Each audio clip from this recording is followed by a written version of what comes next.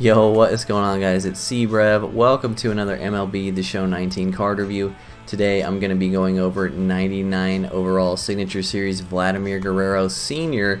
This card is obtainable for free, but with a lot of time put in. He is the collection reward for getting all the free cards by completing the signature team moments, as I'm sure you all know.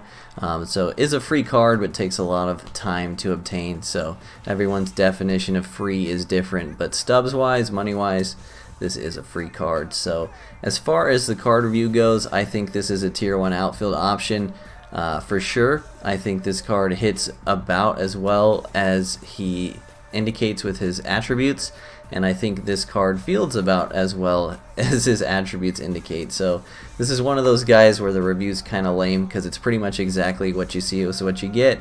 This card will definitely get it done for you at the plate. Hits really well. Had no issues with the swing. Maybe it's a little slow, but definitely nothing game breaking. And he actually has a lot of good opposite field power, which is good because he does get auto shifted online. So if your opponent has auto shifts on, definitely be looking for the outside pitch because he's more than capable of taking it the other way, and then you can use that 81 speed to your advantage. So I actually love getting shifted this year. I think a lot of guys benefit from the shift offensively with the way the game mechanics and the swing planes work. And this is definitely one of those guys in the category. Obviously, I'm sure you guys knew I was going to say he hits well, so I'll spend a little more time talking about the defense with this card since that's what everyone is concerned about. I think that SDS has certain breakpoints with their fielding, and I think they know this, and they give certain guys certain fielding stats to make them more usable online. And what really triggered this in my mind was Ted Williams and Vladimir Guerrero both having exactly 70 fielding.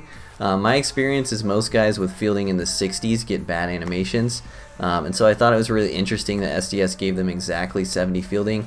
It makes me think if like 70 fielding is the bare minimum to not get screwed by that animation where they kind of sit still for a second right when the balls hit. I didn't have any animation issues with this guy. Granted, it was a pretty small sample size compared to what you guys may be looking at. I usually only keep my guys in for about 20 games or about 80 to 100 plate appearances. So do with that what you will, but he played a fine right field for me. Surprisingly, he was actually pretty slow as far as defense goes. As far as like getting to balls in the gap, he kind of had the jogging syndrome, which could happen to anyone, but in regards to balls that he probably should catch, he did catch pretty much all of them. I can't recall a time where he got the bad animation that Ken Griffey Jr. is famous for, where he jogs to the ball and then sticks his glove out and then it goes over his glove.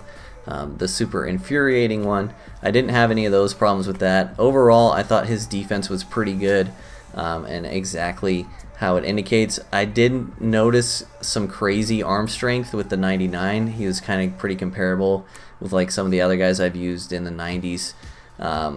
So obviously he's got a cannon, but it's not like a game-breaking cannon like maybe I was hoping. But overall, talking a lot, but this is definitely a tier 1 outfield option and a really good card for free.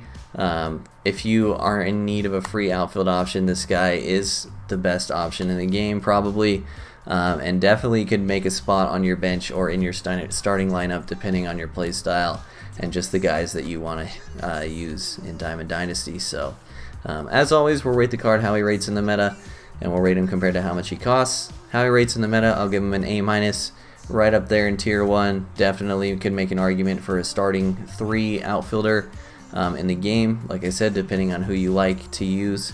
And for the price, I'll give him an A+. Obviously, this is a sick option for a free card, so no complaints there. If you have any more questions about this card specifically, drop them in the comments. I'll try to reply to them, just because I feel like I may not have gotten across as much as I wanted to say in this review, just as I'm kind of replaying it in my head now. So as always, with any card review you can do that too, but if you guys have questions, just let me know in the comments. And I hope y'all enjoyed this card review. Enjoy the clips after this one, and I'll see y'all in the next video. Peace. After him, they're not pitching him like they're afraid he's going to do any damage. Takes this the other way to right, and that finds the outfield grass for a base hit, and now it'll rattle up against the wall, and he'll pull into second with one coming in that hard on the inside part of the plate. Oh, and he goes the other way, and he drives it out to deep right center field. Gwynn ranging back at the track, and it's gone as they for the first strike. Oh, and Vlad puts some torque into this one as this ball is driven high in the air.